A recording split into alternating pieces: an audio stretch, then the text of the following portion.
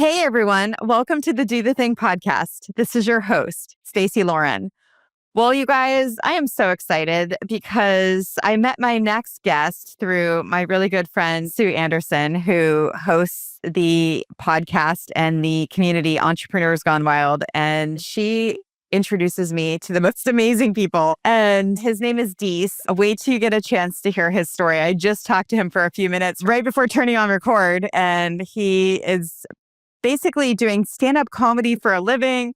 And he actually has just produced a comic book series in a really cool way. And we were just talking about the power of telling stories and having different mediums to be able to do that. And so it's so cool that he's doing it through comedy and now he's doing it through comic books and being able to chat about this. I can't even tell you how excited I am to hear more about him, and you get to as well. So I am welcoming Deece to the show. Hey, Deece.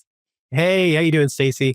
I'm good. I'm so excited to meet you. Just even in the few minutes that we just already talked, I feel like you have a good lever point on how important it is for us to get our stories out and having different mediums and different ways that we're able to tell these powerful stories. Yeah. I mean, writing is literally, since I could put pen to paper, it's all I wanted to do. And I've done it in a lot of different mediums. I've been fortunate enough to be able to do that. And I think it's just one of those things you can really tell. I think getting it out there and then consuming people's art and being able to dissect it and what it means to you personally and so many things it's one of the fundamental, I think, communication points of life that we are maybe missing out on today in the instant gratification, Instagram likes and 30-second videos, content, bite-sized life we're living. Yeah, I'm trying to figure out where to start because you have so many things going on that I'm really excited about. I feel like we should just start about what you're doing now. I want to hear your Do the Thing story. You're doing stand-up comedy for a living. I have been I've been doing stand-up for about 17 years. I've been doing it full-time for probably close to 10. Okay. Yeah. Let's talk about that. So how did that happen? Where did that start? Yeah. I think the usual way: bad parents, teenage angst, a genetic propensity for alcoholism, those type of things. That's usually how it starts. No, I mean, I just always loved comedy, even as a kid. I was a funny kid. I loved consuming it. When I was little, I used to fake falling asleep on the floor of my living room because my mom would go to bed, then my dad would watch TV, and I would pretend like I fell asleep on the floor, and I would wait because he'd always fall asleep on the sofa. So I'd wait for him to fall asleep, and then I could pop back up, and then I could watch The Tonight Show or Saturday Night Live, or there used to be this stand-up comedy showcase on VH1, which is such a antiquated channel now. Back when they still showed music videos, after late at night, they'd have this stand-up showcase, right?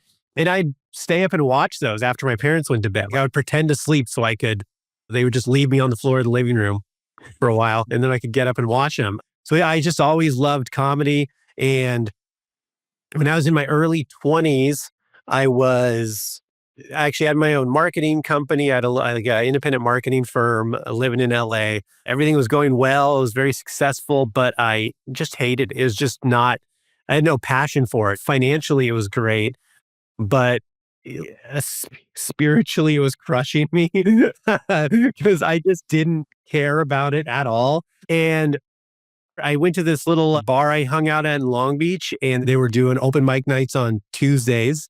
And I used to go just to watch. And then one night after the show, the guy who ran it, we started talking. He's like, "Hey man," he's like, "You're really funny." He goes, "Why don't you should try this. I'm going to put you up next week." And I'm like, "Okay." And I tried it and I liked it. And I just kept going. It allowed me to get into comedy writing, sketch comedy, writing for some shows, websites, some film stuff. And yeah, eventually it became doing comedy full time, stand-up comedy full time. Wow. It's always amazing to see someone now, right? And then to know there's this whole path that kind of has you doing what you do now. So I do stand-up comedy, but I pay to do it. I pay for a class.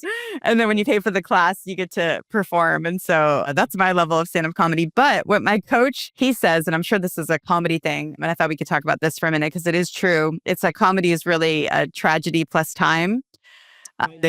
Yeah. And so maybe just talk about that because you were saying how you were doing this soul-sucking job. And then it sounds like comedy might have just brought out your life because you're tapping into who you are even more.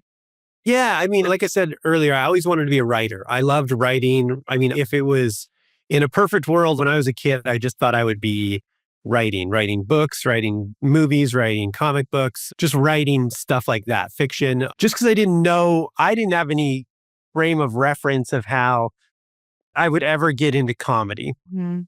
It wasn't an option for me because I grew up in South Central LA in the 80s, bad neighborhood, and comedy was so far away for me. I had no clue how you would even do that. Writing, I could write stuff, pen and paper. I could write stuff down. I could put a book together. So it's what I always wanted. Then you grow up and I had this career. I had my own business. It was very successful financially and everything, like I said. But yeah, I just hated it. I hated every second of it. And when I found comedy and that I could do it and that I could do it often, it was like, oh, well, I'm going to do this. This I enjoy. And essentially, I just bet on myself and I closed my marketing firm and just started focusing on writing and creative projects. And yeah, it took some time to make it all work, but I think humans are more resilient than we realize. If you put yourself in a corner where you really have to make something work to survive, you'll find a way to do it. Mm. I bet on myself. So, what had you, when that guy asked you if you would do comedy, did you just immediately just go on the stage and just perform, or did you train, or what was that like? No, so he's like, you're going to do a set next week. And I go, okay. I'm like, sure. Because I'd always fantasized about it. But I never knew how. Even when I was going and watching this open mic, I didn't realize it still didn't dawn on me that, oh, you could stand up there, you could sign up and do this. I would just show up and there were people there doing it. And I'm like, I don't know, maybe he asked them to. I didn't even know how it worked, right? So when he asked me when he said, yeah, next week you should do this, I'm like, okay. So I went home and I started going through notebooks I had because I always wrote funny stuff down, stuff that I thought was funny lines, funny observations.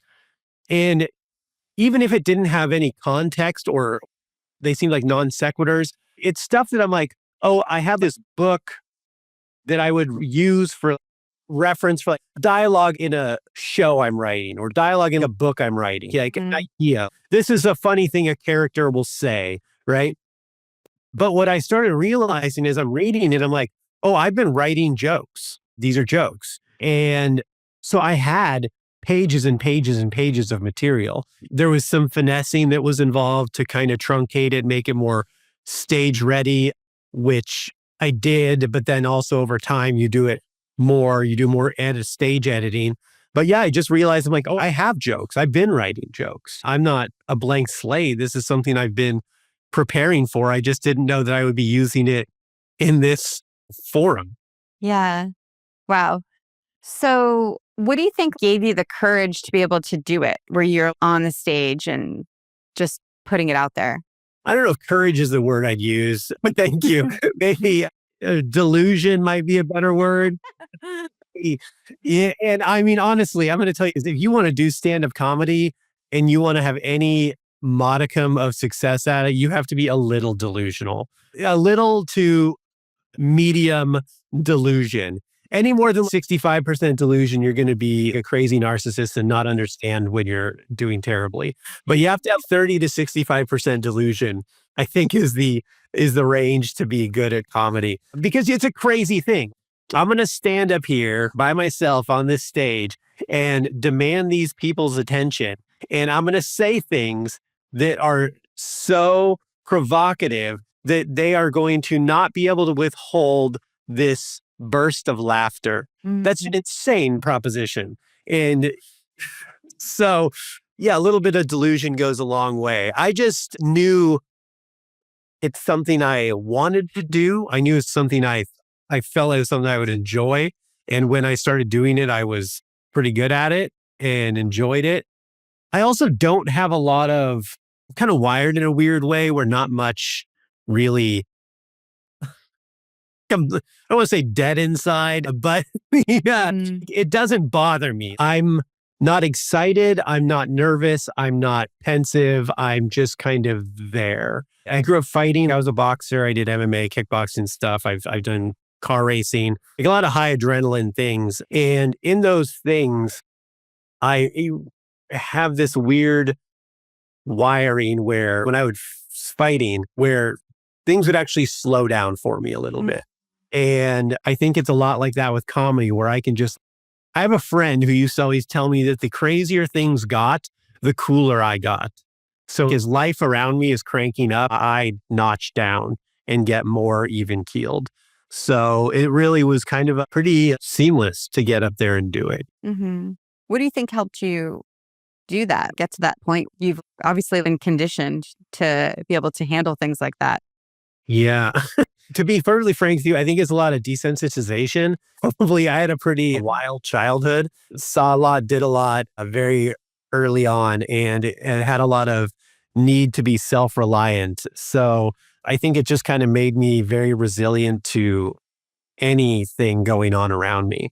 So again, adversity coming at me quickly and sharply does not really shake me that much. Yeah, it's amazing because I mean, everything that we've gone through, right? It shapes who we are now and who we're going to be. But it's almost like the muscle, whatever that muscle happened from being a kid now has carried on with you through life, where you're able to handle, like, where you see problems or you see things and you're like, oh, I obviously know I can get through that. So then it's not even a big deal. Where someone else who hasn't dealt with that, or maybe they dealt with it poorly, like you had, see, it's coming up now. I think it could be your boxing background from when you were younger helped you flex that muscle to condition you to be able to handle anything. Yeah, a combination of all those things, really just kind of nature and nurture made it. So I think I was just equipped to deal with what someone might perceive as the pressures of performing stand-up comedy. But again, I mean, comparatively to some of the other things that I'd seen and done in my life, it was pretty mellow. It was like Yeah. after you spend calendar months of your life getting punched in the face or trying not to get punched in the face or kneed in the head if you're kickboxing and stuff, you just kind of things really, everything else is a lot more relaxed. Yeah, it's true. What do you think is the lesson here from this part where you're able to do that? How can someone else kind of listening that maybe hasn't done boxing or hasn't had the experience you've had learn how to flex that muscle? It can be learned too, and it can be, some of it's just experience. Some of it is also, I mean, this kind of maybe will roll into the comic book and writing pretty seamlessly, but a lot of it is, I also spent a lot of time really reflecting inwardly. I've spent a lot of time in my life confronting the deepest, darkest things that people have to confront or should confront.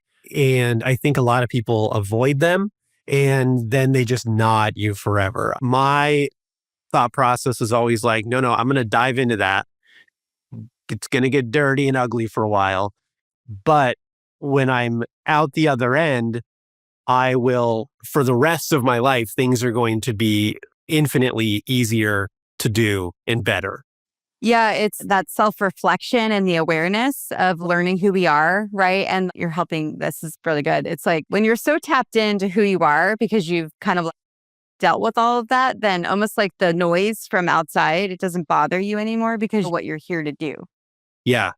Yeah. I mean, like I said earlier, I think it's really easy for people to kind of zone out and not take any really accountability or responsibility for their lives, or just kind of get the hands off the wheel and not really take control of what's going on around them and tune out. And I work, I come home, I watch X amount of hours of TV, I eat dinner, I go to bed, and like no one's doing anything for themselves. No one's getting in their own head. No one's trying to understand why they feel the way they feel. No one's trying to change what's going on in their circumstances. And it's hard and it's uncomfortable. I get it. But man, what's harder and more uncomfortable is living an entire lifetime of misery, like low grade depression that you've never truly experiencing what you want to do or how you really want to feel in life. Yeah.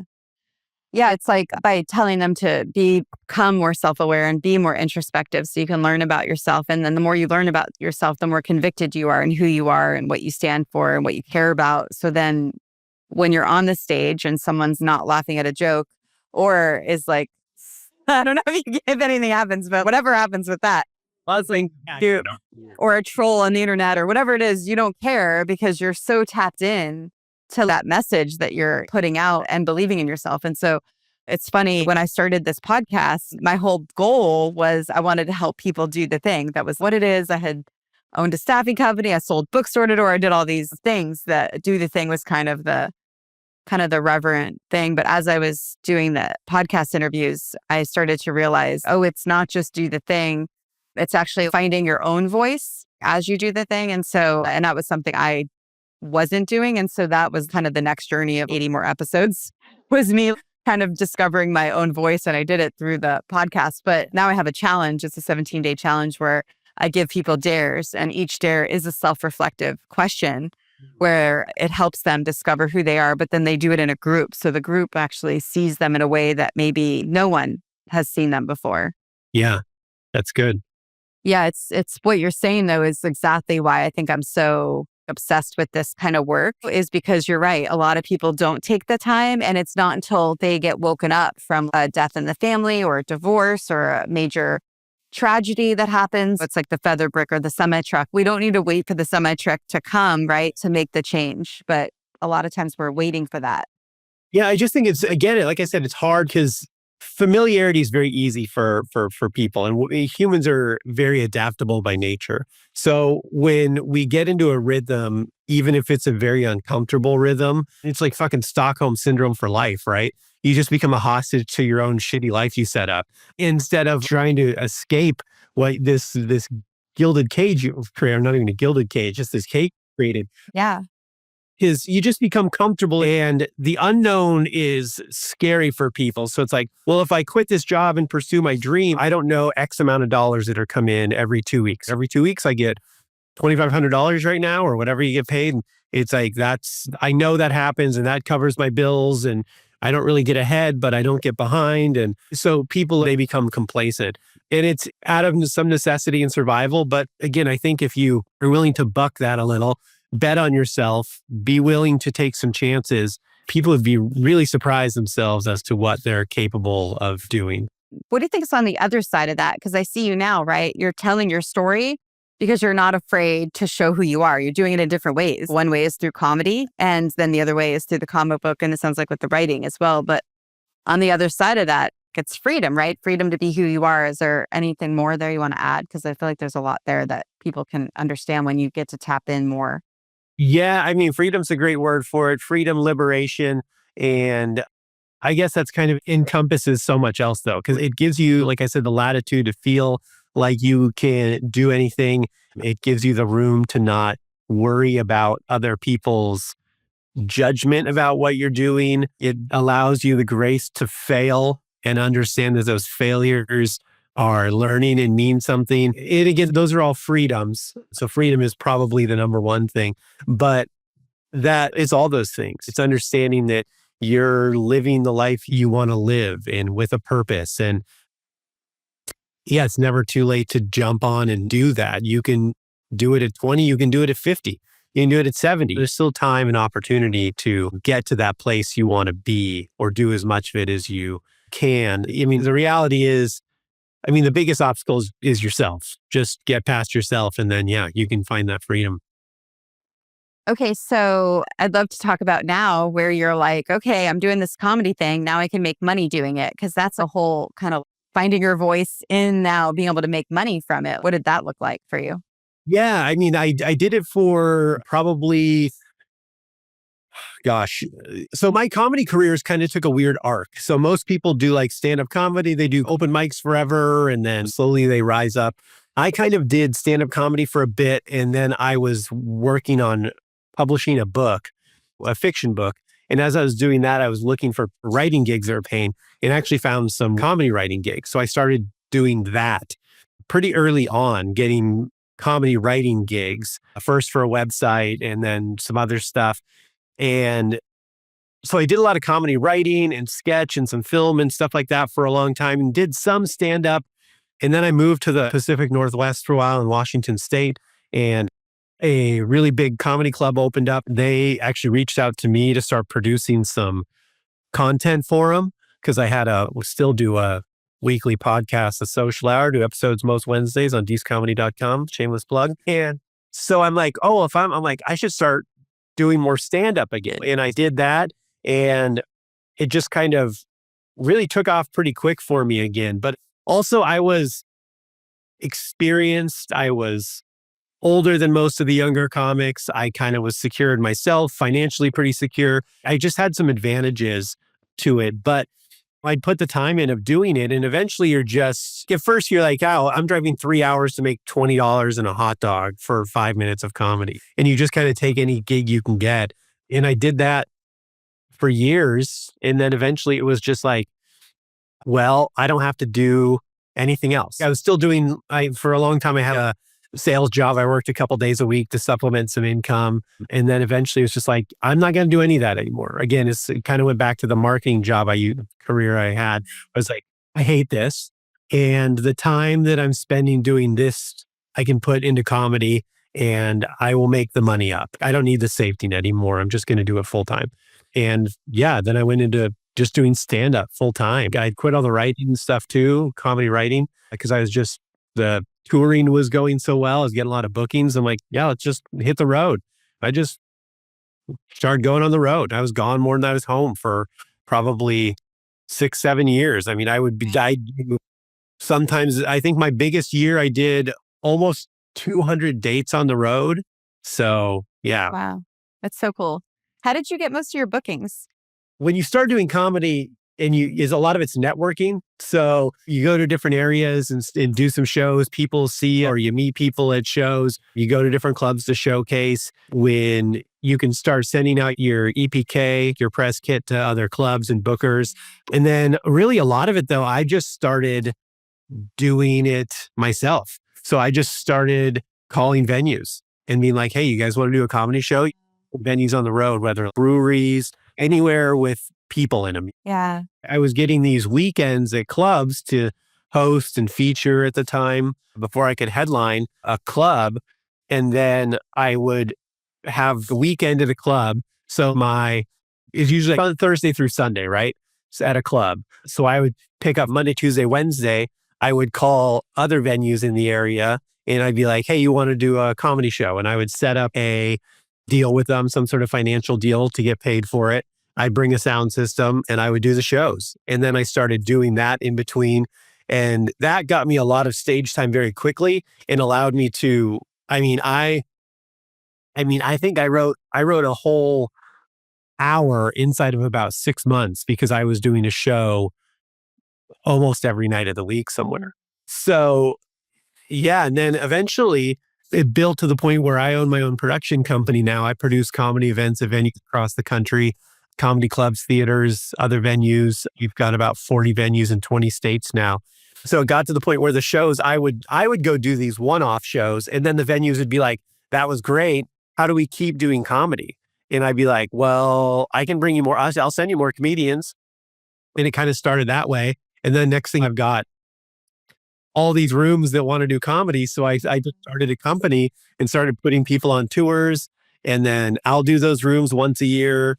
And yeah, I really just kind of became my own agent. And now I've got a couple clubs that reach out to me to book me still, but most of what I do, I produce and book myself because I can make more money producing a show myself than I can working for most clubs these days. Yeah.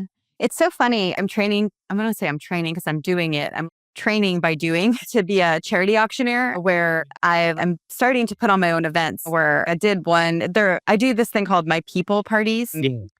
And My People is basically being with people who have a common goal, bond. And so one of them is a 2-hour cocktail party style. I don't know if you read that book. It's, I think I even have it here. Nick Gray wrote it and it shows his framework. So I had a 2-hour cocktail party. Then I added a live auction to it. And then the other one I did was my friend did a 1-woman show. And then I added a live auction to it. And so I'm now like, oh, okay, maybe I don't have to put on the events. Maybe I can just go to other companies and bars and say, hey, and I could make it fun because I can add comedy and speaking and not just have an out of the box charity auction. I don't want to say they're annoying, but the kind of the manufactured ones that people are used to. It'd be more like a live, but we're raising money. And so, but I hadn't really thought about strategically looking at venues or maybe even partnering with someone like you that's already filling rooms and being like, hey, can I just add a live auction to this? Or even make it a game where people that want to play, they get to pay money and then they get to win a prize. I don't know. It's just like, it's coming alive as you're talking. There's a lot. I mean, there's a lot of opportunity out there. I helped manage a club for a while, did a lot of booking for clubs, worked with a lot of clubs really intimately producing shows. And I just kind of saw the writing on the wall as far as the way the industry was going, as far as pay, especially with kind of around the time of COVID, really was a big thing too, because all the comedians who were theater and arena comics during COVID, they lost all those gigs, right? Because everything closed. So then when things started opening up again, they all dropped back down to doing comedy clubs because they just wanted to fill dates. There were limited capacity options and they had lost so much money not touring that they're just trying to fill any dates they can. So they come back down to comedy clubs, which means when Brian Regan's doing the Chuckle Hut in Poughkeepsie, all of a sudden, that's a show he never would have done the year before that when he's selling out soccer stadiums. So now a guy like me, who's a nationally touring comic, that's a crappy B club I would do. Now, all of a sudden, I'm losing a date because they're back down. And those guys, a lot of the bigger comics are bringing their openers. So I don't even have an option to open for these guys. So I just saw this and I'm like, I think I can just do this. I'm just going to pretty much do it myself. And again, I just bet on myself, hit the phones, start calling venues, work out financial deals that make sense. And it keeps me busy and it pays the mortgage. Yeah. So what advice would you have for people that one of the other things I teach is I help people fill the room for their events. And then I also help them find people like you, right, that have rooms already and then they get to put their thing on their thing. What advice would you have for people that are either wanting to speak, wanting to put themselves out there, and then wanting to start to gather people around that? Yeah, it's really just starting to do it. I mean, it was a learning process at first. There were a lot of places that would offer me a deal that was a guaranteed deal instead of a door deal or something, right? But then the shows they wouldn't do anything to promote it. Then the shows would be terrible. There'd be 9 people there. I would have a terrible time and the owners would be mad because no one was there. And it's like, at a certain point, I had to realize that not all money is green, right? There's just ask the right questions to make sure the venue is a good fit. Ask the right questions to make sure the venue is actually invested and on board, that they're going to help be a part of this, that they benefit from you bringing people to their venue also. So if they're really not interested, I'm not interested, right? It's why I stopped doing door deals with venues, meaning I will sell the tickets and I do it all. They just provide a space. I don't really do that. I pretty much make every venue at least give me some sort of guarantee, just because then they're on the hook to feel like they should also do something for it. If they have zero skin in the game, they're not going to do anything. Right. Yeah, there's a learning curve, just figuring out the right space, making sure they're in alignment with what you want to do. They're on board. They're willing to do their part, whatever that may be for your event. Gathering people is tough these days. So it's gotten harder since COVID. It's gotten harder just because people are more inclined to stay home. People got comfortable being home, and that's continued. I mean, I think we've seen that in live events in general. Everything's dipped a little bit. Obviously, it came back post-COVID. We got events again and people going out again, but I think the numbers never are back at pre-COVID life. So, yeah, and then it's finding your audience, giving them a reason to be there, making sure you give them a reason to enjoy being there and a reason to come back, collecting information from them so that you can reach them to come back. Lots of things like that. Yeah. Have you considered doing virtual at all? Virtual comedy? Yeah. I mean, I've thought about killing myself before, but I would no, I'm going to say no. It's tough. So I did one virtual comedy show during COVID. And the only reason I did it is because a friend of mine She released her comedy album and she wanted to do a release party and she asked me to be on the event and I just couldn't say no to her. In general, a lot of people offered me virtual comedy during COVID and I was like, no, no, no, no. It just doesn't translate, right? You need people in the room. You need energy in the room. You need to connect with them. You need to be able to look at them. You need to be able to hear the feedback instantly. Yes. It's like the virtual thing I mean, people do it. It can be done. I just think that you lose too much to make it worth it, right? Yeah. Okay. I have an idea if you're open to it. It would be so fun because it's different. If you have people virtual and they're not activated and they're not giving you the energy, then I totally agree. But if you have a room full of activated people that are energetically giving you love, I think it could be different. I would love to test it in my community if you're open to it. Okay. I I mean, I've seen events I've watched somewhere the sound is on and you can hear them, but there's a delay also with the sound and there's a rhythm with comedy. Again, people can have fun. Yeah. People can have fun, but I think you lose 20% of it. Yeah. I'll send you something I've done because before I did the one woman show in person with Allison that I was telling you about, we did something. We actually didn't do it on a Zoom. It was just her live in my group, but it was so fun. So I'll at least send it to you and then you guys will get to see potentially the virtual event that we I think here's the thing. I've done like live podcasts. Yeah. Live interactive comedy events, but not stand up. I think stand up via virtually is hard. I think you can do comedy stuff where it's a little more interactive or it's a little more like improv-y or game shows, that type of stuff. That stuff I think is very doable and works really well. But I've seen people during COVID, I watched people have a green screen brick wall behind them and stand in front of it with a microphone that wasn't plugged in and they're talking to no one in the living room. Going like, that is a nightmare. No, I'm talking about just on Zoom and we're just like this and it's just a bunch of people on there, but it sounds like that's different. Yeah, it sounds like you're open to that. That's what I'm hearing. Okay, cool. That type of thing totally is a different story because there's you and there's other people and you're talking to people and interacting. Like that I love. That's cool. But yeah, just the one man stand up virtually, I'm like, this so. So are you saying yes? Are you going to come in? It's any details. I'm open to that. Yes. Oh yes, we're doing the thing. All right, so let's hear about what you're doing now with the comic. You've mentioned you have a comic book coming out in a couple of weeks. I'd love to hear about that too. I do. It's actually the second issue of a 10-issue series. The first issue came out in November. It's been really great. It's been, as far as independent comic books go, it's been very successful. We've sold out of our 2 first print runs. The retailers that are carrying it are selling out of it, albeit we have limited shelf space we're on, but they're doing very well with it.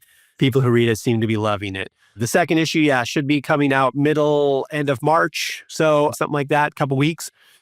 And it's called Kill Stan. It is about a guy who wants to end his own life. So he decides to do it through vigilantism. It's kind of a character piece about loss and trauma and the crazy things we do when we feel like we have nothing left to live for. So. What has that been like for you to write that and then now sell it? It's been amazing. I mean, literally lifelong dream come true. Since I was a little kid, I wanted to write comic books. I love the medium and it was, to actually finally get one out there and go through with it has been amazing. I mean, the whole process of writing it, scripting it, finding a artist, getting the artist, getting my vision into his hands, working on the color, to make it colored exactly how I want it, and then getting the physical copies in my hand and getting it to people, and then those people giving me stellar feedback. All those things have been really remarkable. Yeah, I mean, it's literally a dream come true to finally have it out and in people's hands. And not only that, but really impacting them. A lot of people are understanding what the story is about and what the real story we're trying to tell here. which is it's the main character is a vigilante. So people be like, oh, comic book, vigilante. And you're like, yes, but him punching, he punches people sometimes, but that's not the story. The story is him. The story is his depression, his why he wants to end his own life, what got him to this point, the things that impact people to make you feel that way that we don't even realize are going on with people, that you may not even realize as a reader is going on with you. And that kind of takes us back to what we were talking about earlier, where humans are just resilient, have this low grade depression pressing them down a lot of the times. And we never stopped to even realize that we are unhappy. It just is, right?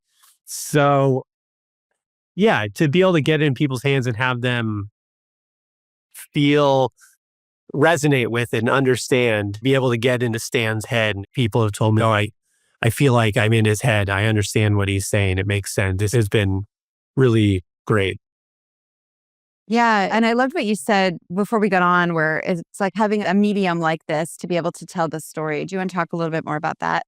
Yeah, I mean, that's one of the great things about comic books is, again, people just think superheroes when you think comic books, but superheroes is really a genre inside a medium, albeit probably the largest genre of comic books, but you can tell any story inside comic books. And it's kind of like movies with an unlimited budget, right? Because you don't need to make CGI dragons, someone just draws it. So, Yeah. but the budget is as big as your artist will put up with. Yeah. But it allows for this room to explore really interesting, in-depth topics in stories using fantastical vehicles to tell them. So it's part of why I like the medium, because there's a challenge. You're like, okay, I'm selling you this neo-noir thriller. If you just breeze through it, you'd think, oh, it's like kind of a action crime, neo-noir thriller. But then you read it and it grabs you and you don't even realize, you're like, oh, I'm reading not that. That's not what this is about. That's the wrapping paper that we put on this much deeper story. And I like that because it can appeal to a broader audience. You can get to people who may not pick up a self-help book about why someone may want to end their own life, but you can get them to think about these deeper topics because you hit it. It's like putting a dog's pill in a piece of cheese, right? Right. You got to fake them out. So Totally. you can tell these really great stories with this world around it that you've created, and it gets to a bigger audience or people who may not ever pick it up normally. Yeah. And then you mentioned it's selling out. How did you get it to the point where it could even sell out? How did you get it in those places that you mentioned? I just started knocking on doors. This. I just went around to, just go to comic book retailers, comic book shops in my area and other areas within a couple hours of me. And I will bring them copies of the book and be like, hey, this is the book I just put out. This is what it's about. Here's a copy. Most of the time they read through it. They like it. I really spent a lot of time making sure that the quality was really good. So the paper stock we use is really high grade. Cost me a little bit more, but it ensures that when it sits on a shelf, it looks as good or better than most mainstream comic books out there. So it pops because of the quality. And I wanted to put that extra time and money into it because, again, it's doing comedy for a living. A lot of comedians make merch to sell after a show, right? Like shirts with some joke or whatever on it. And when comedians make shirts that are cheap, 100% cotton, cheapest shirt they can get, I'm like, yeah, you're selling a shirt, but you're selling a shirt nobody's ever going to wear, right? Spend a couple extra bucks, get a nice shirt that someone wants to wear, and then someone's wearing your merchandise all the time. They don't, I get it. They bought it. You have the money, but don't you want them to wear it and enjoy your shirt? So I wanted something that people liked and had a high quality feel to it. But that's also a selling point when we go to these retailers is they feel and they're like, oh, this is substantial. It's nice. So that's the first thing they see and feel. Then they read it. And I email shops, send them PDFs to read it. I'm like, if you want a physical copy, let me know. I'll get your copy. We sell online. I do a lot of online advertising and a lot of direct to consumer sales. So yeah, any way I can to get it out to people. Wow. It's so cool because I'm right in the middle, day one of this Disrupt the Market with Your Voice challenge that I'm doing with Eileen Wilder right now. And you're like a living example of how to do that because you tapped into who you are. You tapped into your message. You're not letting anyone's noise get in your way. And you're also not scared to reach out to people directly and tell them what you have. Yeah, I mean, you have to believe in your product. You have to love your product. It's like, so I do a lot of conventions also. I was just up in Oklahoma this last weekend doing a convention, selling my comic book all weekend to people. And I talk to a lot of creators or I watch a lot of creators and I see these people, like I'll ask them about their book and they're like, it's kind of this and that. It's Star Wars meets Winnie the Pooh. And I'm like, oh, well, what's it about? It's about this bear and he's in space. I'm like, okay. And they don't really have a connection to their work even. They're just making a thing. And then they kind of don't, they're always the ones that don't really sell it a lot and they didn't really have a good weekend. And when I talk to people, I'm not trying to sell them my book. I'm trying to express to them why I love this book and what it means to me. And hopefully that's a connection they can resonate with and that we make a connection as people. Because I believe in my art, I believe what it is. And you have to have that connection with your art and believe in it to get it to other people. I mean, if you can be a tortured artist that makes your art and sits around and laments that no one cares about your art, but I don't know, what are you doing to get your art in people's hands? No one's going to knock on your door one day and be like, hey, do you do art? You have to care enough to foster it and spend the time and effort to go get it to people and tell them why you believe in it. Do you have any fun way to get through the no's when the people say no to you? Or is there something that helps you do that? I think it probably, for me, a little bit, it goes back to the resiliency thing where it doesn't really bother me. A no doesn't really bother me. I mean, again, doing comedy for a living also, like sometimes you bomb and it's like, okay, I know that I'm good at comedy, right? Most nights I do good to great. Some nights I bomb. It happens. Sometimes it's the audience. Sometimes it's me. It's okay. I know that in general, my batting average is good. It's the same with the comic book. There's going to be no's and that's okay. It's not for everyone. Not everyone's ready to dive that deep. Not everyone is into that genre. There's a lot of reasons. Some people might just be broke. And that's okay. Really, it's just focusing on the next one. That's okay. Moving on. Next person, let's try to get it. Let's talk to them like it's the first one of the day. Okay, so it's so cool because when I started this podcast, I think I mentioned the whole, I want to do the thing and then find your voice. And then it ended up being about this formula that I was dissecting to help people achieve their goals so they could do the thing. And so every interview I did in the first 100 episodes was me dissecting a formula. And I did. It's cool. It's an acronym. It's called I'm Game. And each letter stands for a piece of the formula.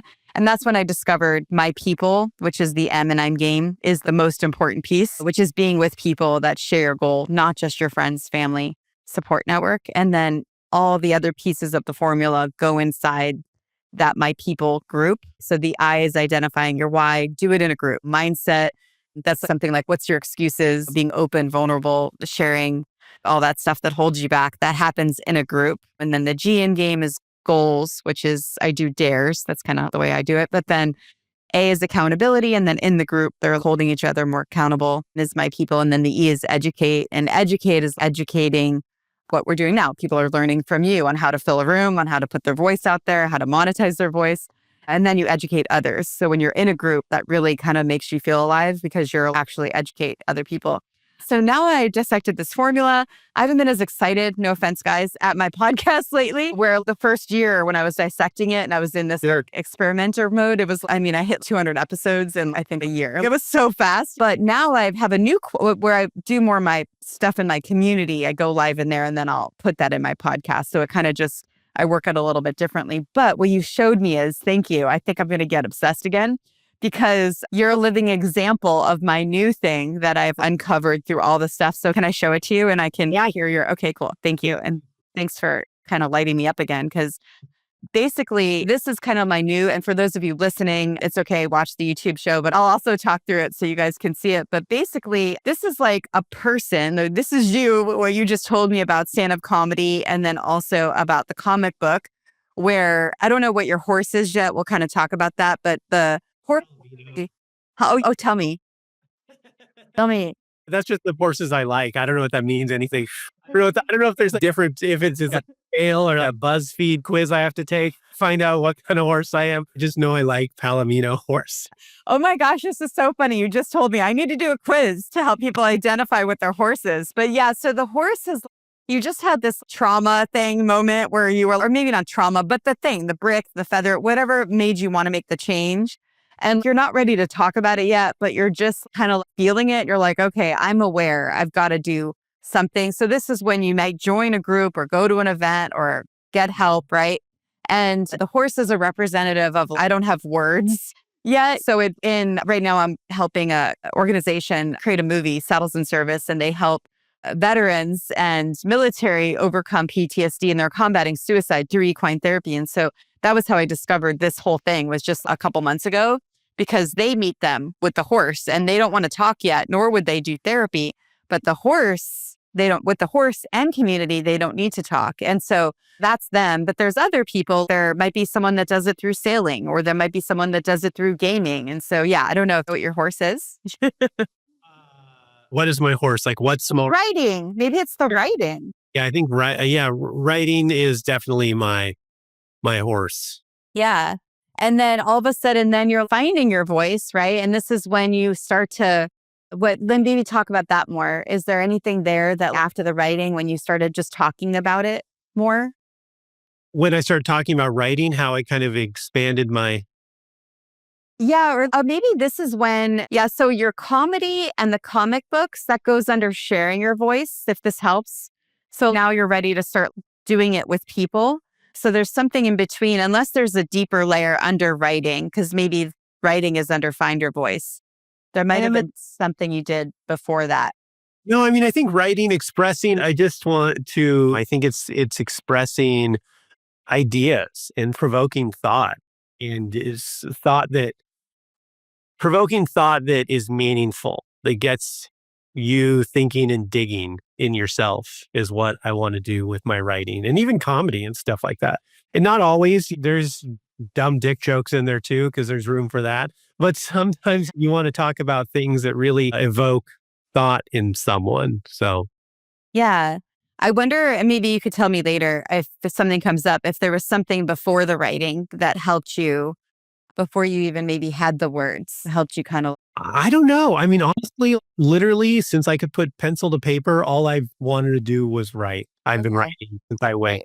I mean, when I was a little kid, I barely remember this, but I took all these pieces of paper and I stapled them together, and I drew these pictures and I wrote a story.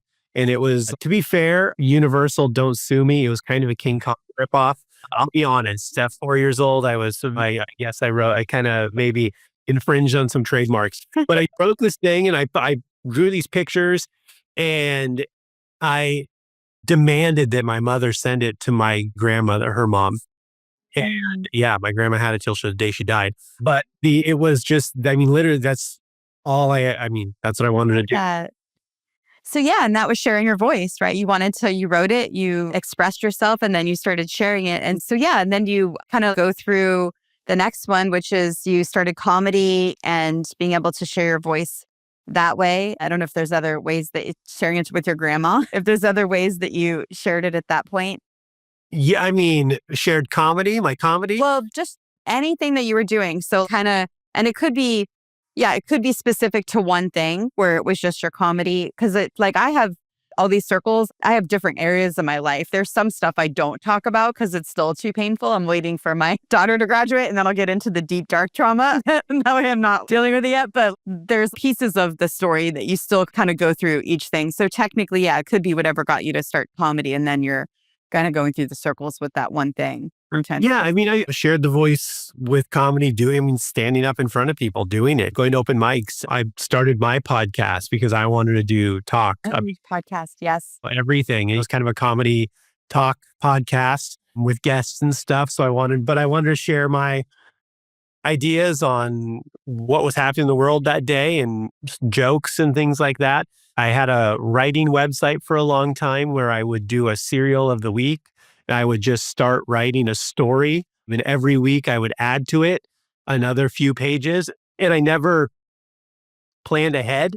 I would just sit down and whatever came out of my head, I would write on to continue that story. So it wasn't this thing I plotted out. It was just what I was feeling. A lot of it was just what was flowing out of me. And I would use those, whatever characters I created in the first edition and just keep it going. And then under monetize your voice, that's when you started getting gigs, right? And That's when I bought my yacht.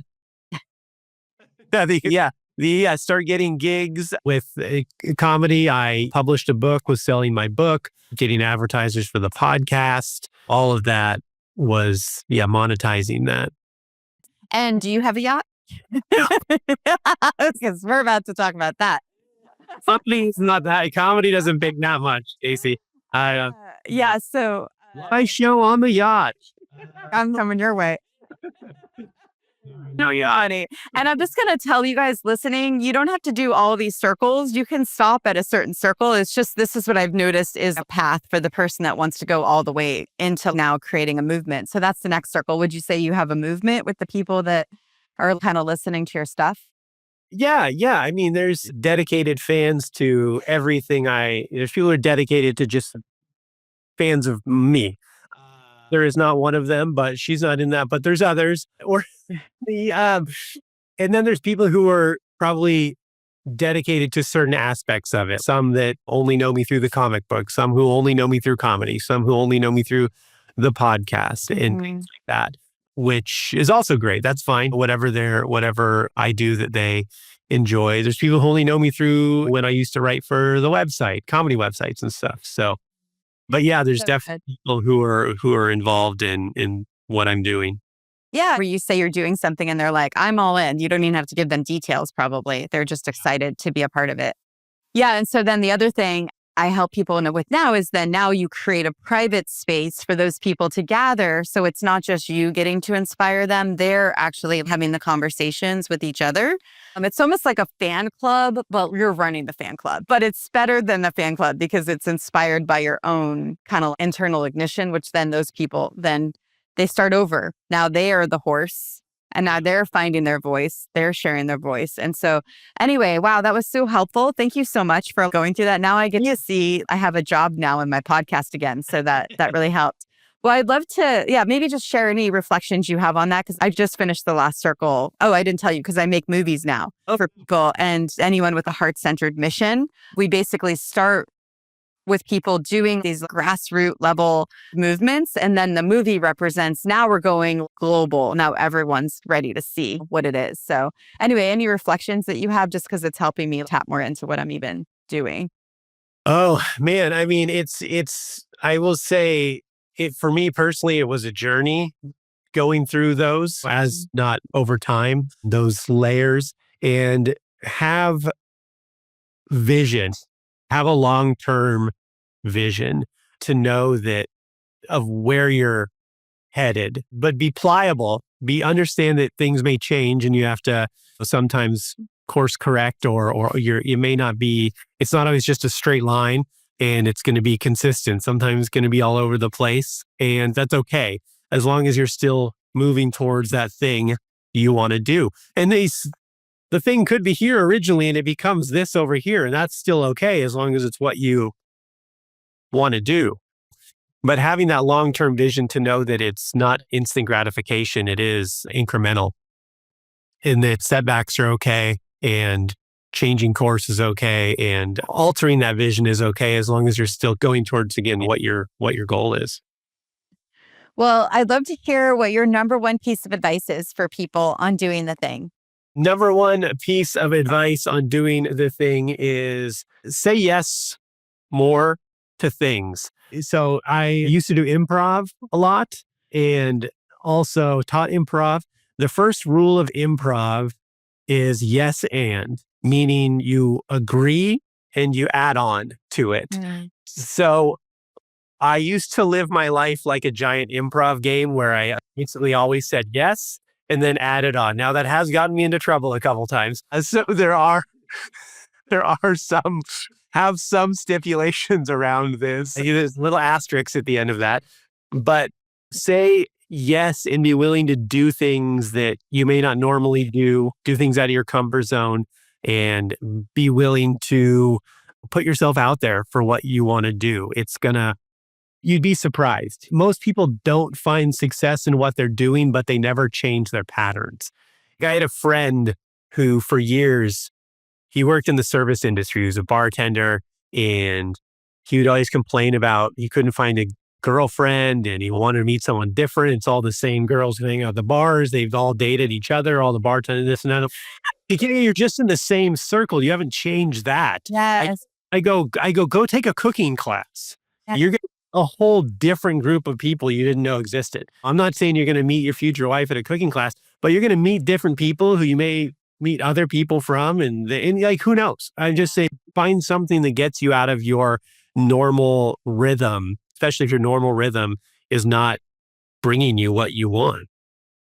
I have this dare in one of my programs, and it's go to an event, because when you can go to a class, go to whatever, now you're opening up a spider web to meet all these people and all these. Actually, that's what happened when I met Sue, how we got connected. It's a whole spider web of people opened up for both of us, which has been amazing.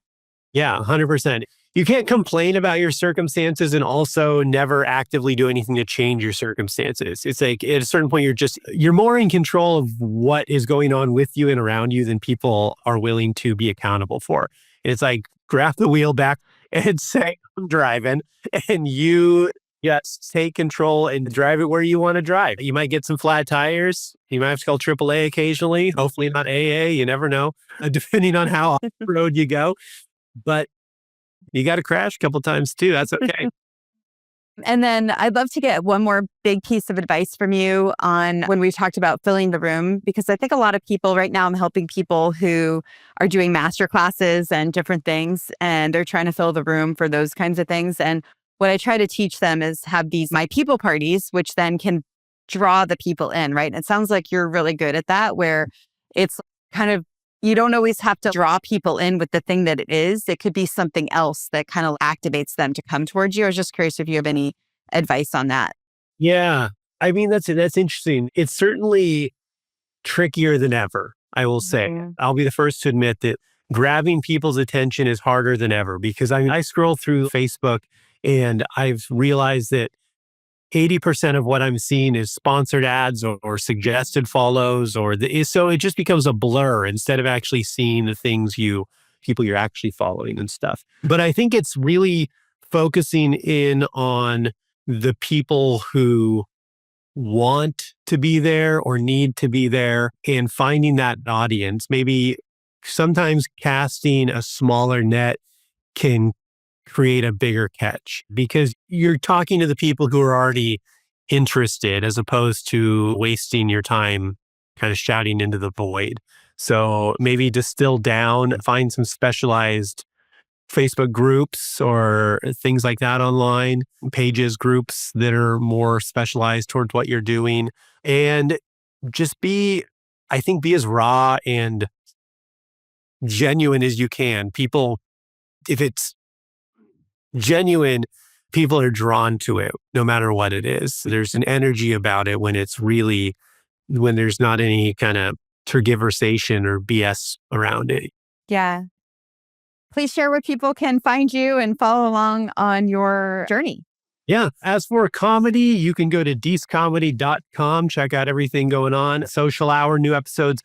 I say every Wednesday. It's most Wednesdays. I'm a little behind because I've been promoting for the comic book, but we get all sorts of different guests on. So check that out. That's a fun show. If you go to my website, also, we've got a deal going on. You can get my latest special, Not Your Cup of Tea, the whole video, 1 hour download special. Just click the Not Your Cup of Tea link and you get to pay what you want for it. You pay whatever you want. We'll send you the link to the video. Most people pay like $200, but if you want to do like 5 or 10, that's fine. You can even do $1. It's a dick move, but you'll still get it. And no, whatever you want to do, people, we'll send a link to your email. You can follow me on Deece Comedy on Instagram, Social Hour Comedy on Facebook, Deece Casillas on Facebook. I'm on tour somewhere near you, probably soon, wherever you guys are. And so that's the comedy stuff. As for the comic book, it's all inferno.earth. Inferno Comics is the name of my publishing company. So inferno.earth on Instagram, Inferno Earth on Facebook, inferno.earth is our website. When does this come out? Soon. Probably. Soon. Okay. Yeah. Next So week, maybe.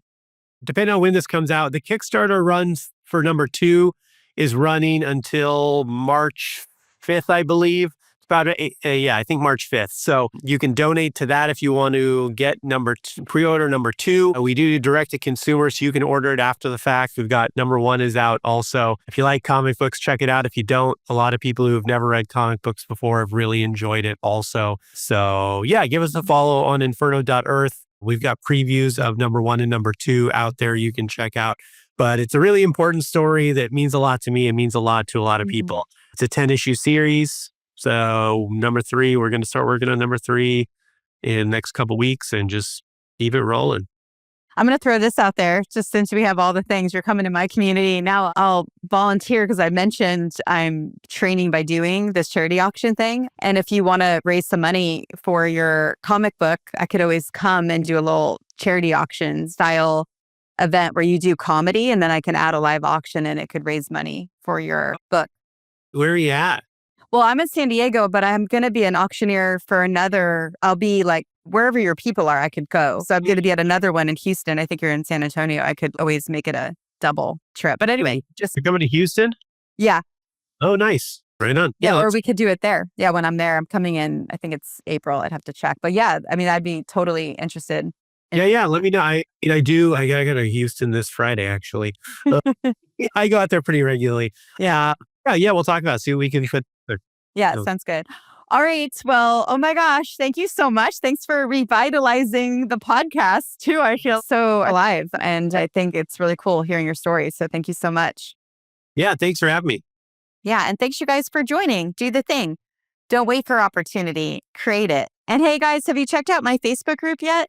Go to dothethingcollaboration.com.